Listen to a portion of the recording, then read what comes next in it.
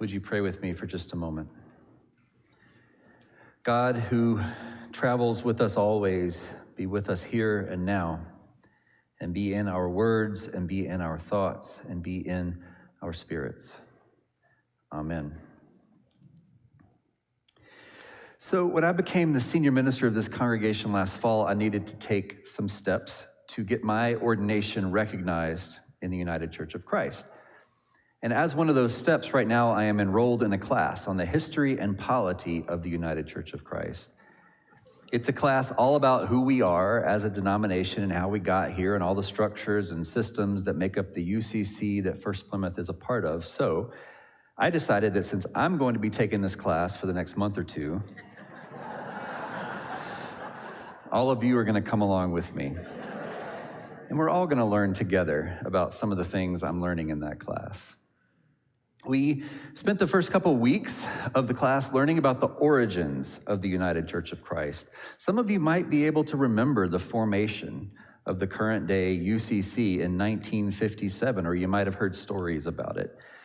That was the year when our denomination came into existence. That's the date when its current form took shape. But as you can imagine, the roots go a lot deeper than that. In 1957, the United Church of Christ did not appear out of nothing and nowhere, but it was created from 5 different predecessor groups. And I want to say just a quick word about each one of those groups. One of those predecessor bodies is often called the Reformed or the German Reformed tradition, which was a tradition that had its roots in the Protestant Reformation of the 1500s. These were people who organized themselves and their churches with a democratic spirit to push back against the authority of the Catholic Church and against various kings and princes. And in the United States, many of them were German-speaking immigrants. If you know Salem UCC, not far from here, roughly Florida and Holly, Salem was once a German Reformed church before it joined the UCC. And then there was a group called the Evangelical Synod, which put its emphasis on personal piety and holiness and encouraged its members to seek direct experiences of God. Another group, called simply the Christians, came out of the camp meeting revivals on the American frontier in the 18th and 19th centuries, and they were related to the group that we now call the Christian Church Disciples of Christ, which is where both myself and Reverend Amy Marie and also folks like Kay Grice and Diane Moore got our start. Then there were African traditions. There were African traditions sanctioned by white Christianity that began in the balconies of white churches because black people were not allowed to sit in the main part of the sanctuary. And there were also African Christian traditions that met in brush arbors and hush harbors in the woods, where people who were enslaved made their own way of spirituality and religion away from the prying eyes of slave owners. And finally, the 5th tradition that made up the UCC, finally there was the Congregational tradition, a group that began in England and on the European continent as a movement to return religious power to the people, as a movement to reject church hierarchies and let congregations control their own destinies. Those Congregationalists were the ones who would come to the Americas as the Pilgrims, and some of them were the ones who would go on to become the people we know as the Puritans. And the Congregationalists were the ones who would eventually send missionaries out into the middle of nowhere in the middle of the 19th century to a wild and lawless place called Denver to found a church called First Congregational Church. And then another church called Plymouth Congregational Church. And those 2 churches eventually merged into First Plymouth, and First Plymouth eventually joined the United Church of Christ, which is why today we call ourselves First Plymouth Congregational Church, UCC, as a way of remembering and collecting together all those little bits of history and identity that have gone into making us who we are. I wanted to start there today because as I have learned about the history of the UCC and about the place of this congregation in it, I have noticed how all 5 of the predecessor groups of the UCC, how all of the traditions that we call our ancestors were born in moments and conditions of crisis. All 5 groups emerged into times of turmoil, times when Kings and princes and popes were wrestling over power and fighting wars for control, times when peasants were rebelling against oppressive economic conditions, times when slave owners were telling enslaved people that to be Christian meant that they had to obey their masters, and so they had to meet in secret in order to preach a true gospel. These predecessor groups all got their start in moments of hardship. They all began in the experience of inequality and unfairness, and so all of them, in one way or another, held at their center an idea about justice. They all shared in common an insistence that to be a follower of Jesus and to have a relationship to the God of the universe meant that you sought justice for vulnerable people and you worked for the transformation and the healing of a broken world. All 5 traditions began that way, and all 5 traditions went into the tradition of the United Church of Christ that we have today, and that, I think, is something that we can be proud of. I don't usually preach from the Psalms, but when I saw Psalm 40 in the readings for this week, the passage that Kay just read, I knew I wanted to spend some time with it. If I'm being honest, a lot of the reason it caught my attention was that it includes the phrases desolate pit and miry bog. I just think that's delightful. They both sound like they belong more in an 80s movie than in the Bible. More than that, though, those phrases speak to a moment. They speak to a condition, a circumstance of suffering and oppression that might not be so different from the circumstances experienced by our spiritual ancestors. The ones who were caught up in religious oppression and slavery and the violence of political and economic turmoil. Our ancestors lived through times of difficulty and fear. That's true of our ancestors who wrote down the words of the Psalms thousands of years ago, the ones who compared the hardships of life to a desolate pit or a miry bog. And it's also true of the ancestors who broke away from authority and boarded ships for a new world and met in secret to worship in the woods. Great clouds of witnesses have gone before us, and they have left us resources for the living of our own difficult and fearful days. And these are difficult and fearful days. I think we never quite know what kind of time we are living through before we're done living through it. But the days right now feel frightening and they feel dangerous. The times right now feel a little bit more like a miry bog, or maybe it's a desolate pit, because both a bog and a pit suggest a certain kind of stuckness. When you're stuck in a desolate pit, when you're trapped in a miry bog, the conditions of that pit or that bog are bad. It feels dangerous and scary down there in that pit or out there in that bog, and that's where we are right now. But more than that, more than the miriness or the desolation, what's most fearful about an experience like that is that you don't know if and when you'll ever get out again. You're stuck in there. You feel trapped, and from the inside of a pit or from the forgotten expanses of a bog, you can find yourself thinking that you might end up stuck in there forever.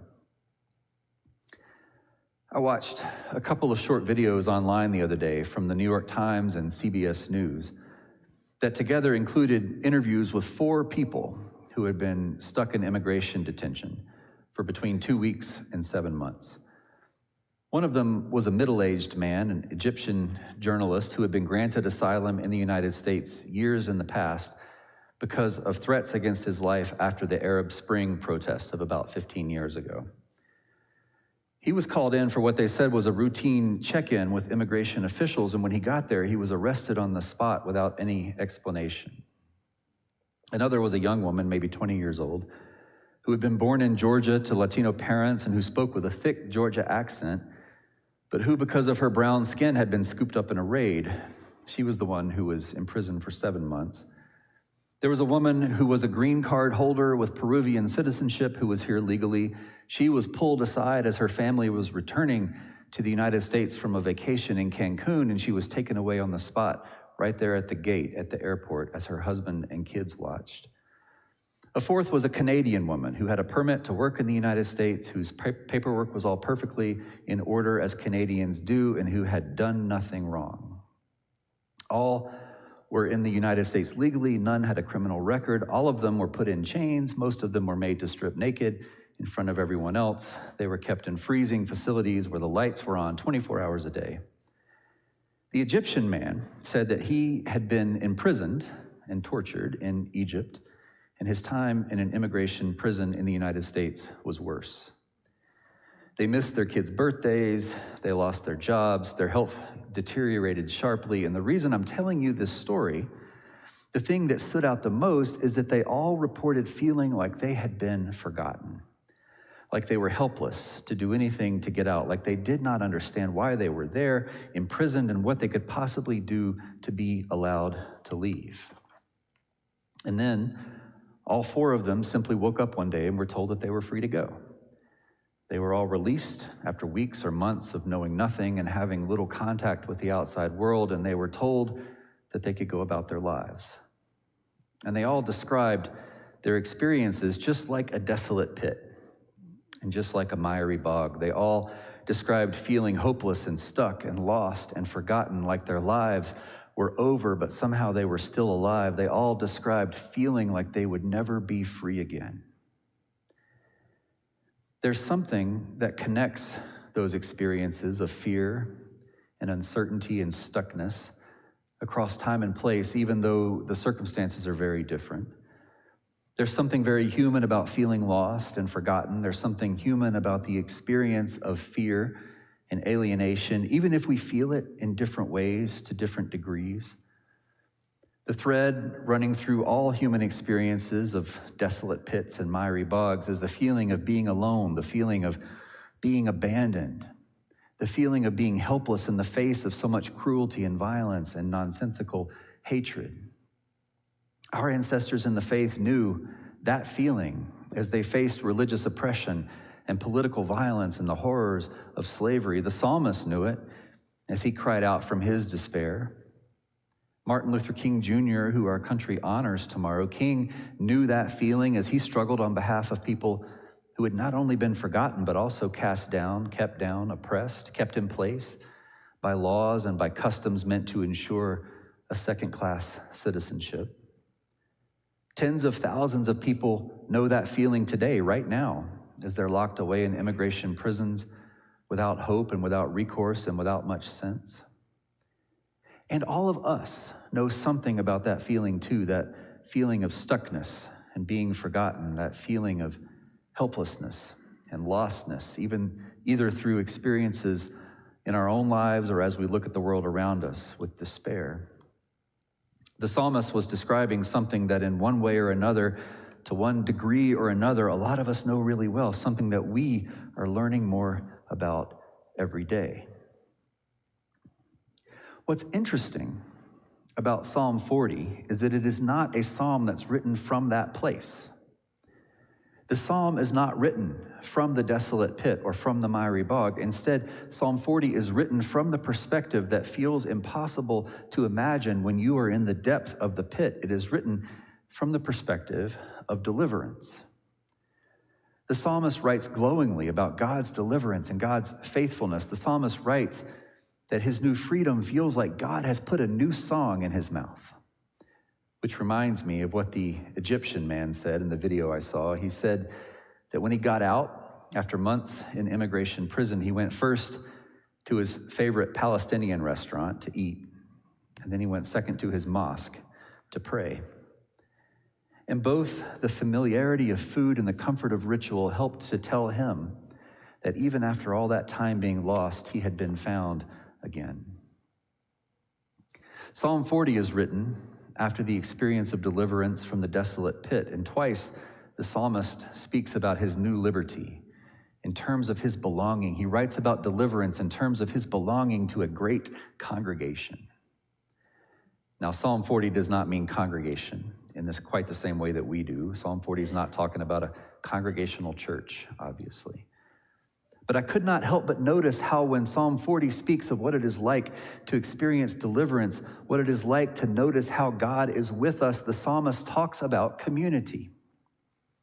I can't help but notice that when he gained his freedom, the Egyptian man went first to the places where he felt like he belonged, because That is what is lacking in those pits and those bogs. That is what is missing in those times of despair, the sense of being a part of something bigger. The psalmist talks about what it's like to be together and to share together in the experiences of being both lost and found, in the terror of the miry bog and the joy of reaching the other side. When the psalmist speaks of joy, he speaks of the great congregation and what it means to share in a holy kind of belonging. And that is something our ancestors in the faith understood very well. As I look around the world, as I see terrifying videos of mass paramilitary shooting people and abducting people in the streets, as I hear wars and rumors of wars, as I feel the weight of the testimony of people who have been swept up and denied rights, as I remember ongoing violence and conflict and ethnic cleansing overseas, as I see all the same things all of us are seeing that make me feel like we're living right now in the depths of a desolate pit, as I look around the world, I am more convinced than ever that the only way forward is together.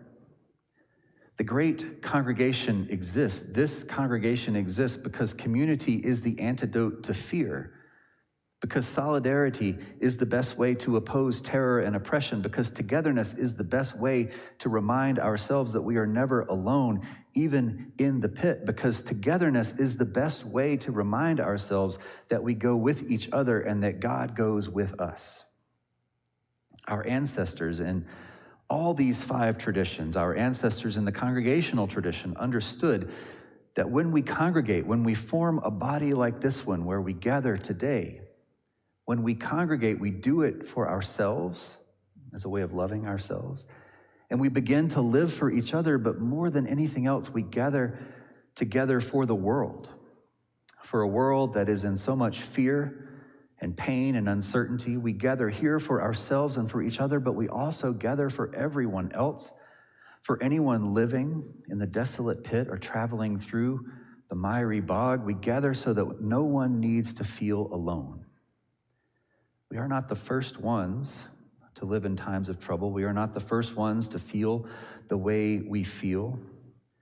We are not the first ones to learn that our deliverance comes from God and it comes from community. We are not the first to find our salvation in the midst of the great congregation.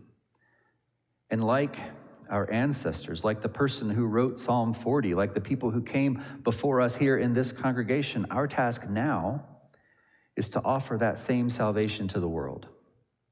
Our calling now is to pass God's saving community into the future so that no one feels alone, no one is abandoned, no one is forsaken, and no one stays long in any desolate pit or miry bog.